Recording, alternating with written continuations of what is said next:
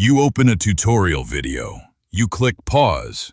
You stare at your screen in complete frustration as your hands completely fail to copy the motions of the online instructor.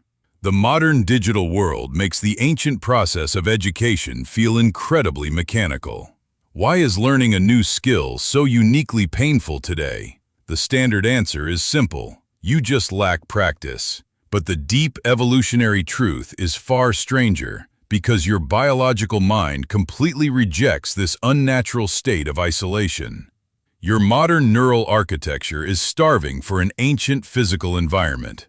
How did your ancestors master the complex arts of survival without a single written instruction manual? Go back 200,000 years. The air is bitter. You are standing in a dense primeval forest, carefully tracking a massive animal that you cannot currently see. The damp, cold dirt holds lethal secrets. How do you learn a life-saving skill when a single minor mistake means absolute starvation? You do not read books. You do not attend lectures. You simply shadow an experienced elder for thousands of grueling hours until your eyes automatically perceive hidden environmental patterns. Evolutionary biologist Kim Sterelny famously defines this immersive process as the apprenticeship model of human cognitive development. Who was your first true evolutionary teacher? The answer is the group. You watched working hands. You observed the precise entry angle of a heavy wooden spear as it cut through the dark water. This silent, intense absorption completely altered human neurology over hundreds of thousands of ancestral generations. Why did your brain evolve to copy other humans so flawlessly? Your brain developed special cells. They are mirror neurons. These specialized pathways fire identically whether you perform an intense physical action yourself or merely watch someone else complete it. This deep neural reflection was never a passive viewing experience for your primitive ancestors. Can you feel the movements of your ancestors echoing inside your own mind? You absorbed muscle memory. You stole their dexterity. Your mind mapped the subtle micro-movements of their shoulders until the complex skill became your own personal survival tool. This was an active form of neural theft that kept your bloodline alive in a brutal world. Did you realize that your brain is fundamentally a biological plagiarist?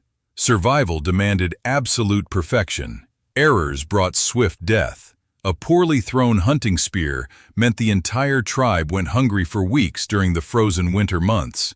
The intense social pressure to learn was an immediate matter of life and death. How did your prehistoric ancestors survive under such relentless evolutionary stress? Consider the Acheulean hand axe. It requires stone. You must strike a raw core of flint with a heavy hammerstone at an exact 70-degree angle. This craftsmanship requires immense physical control and decades of muscle memory. Did this primitive stone tool manufacturing require a genuine genius intellect? Archaeologist Thomas Wynne investigated this. He studied cognitive archaeology. He discovered that accurately shaping these ancient stones required complex spatial geometry and incredibly deep operational working memory. Your prehistoric ancestors held a perfect three-dimensional template inside their minds long before striking the rock. How did this relentless mental heavy lifting completely transform your species?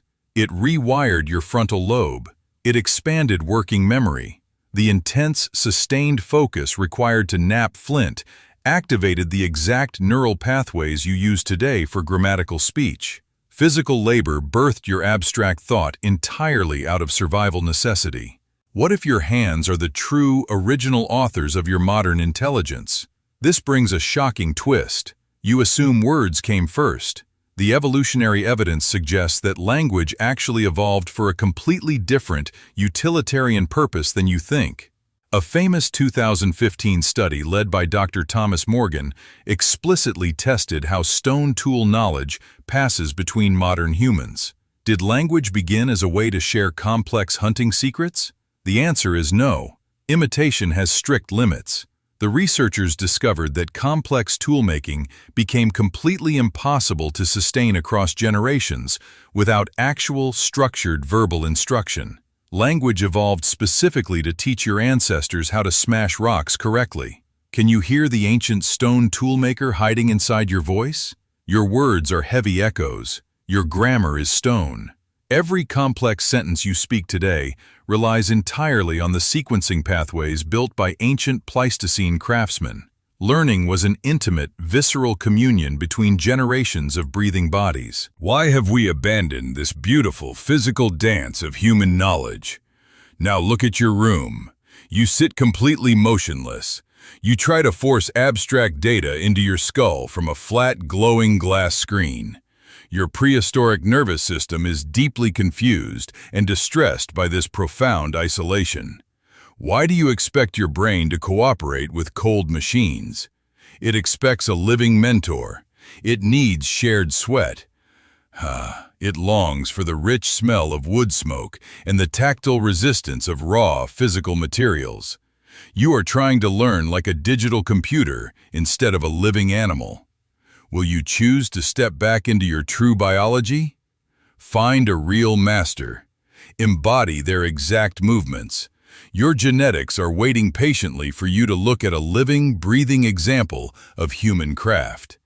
The flat screen can never teach you how to truly survive in this world. Are you ready to truly learn a skill again? Step away from technology. Watch someone build something. Your ancient brain already knows exactly how to absorb the timeless, natural rhythm of physical creation.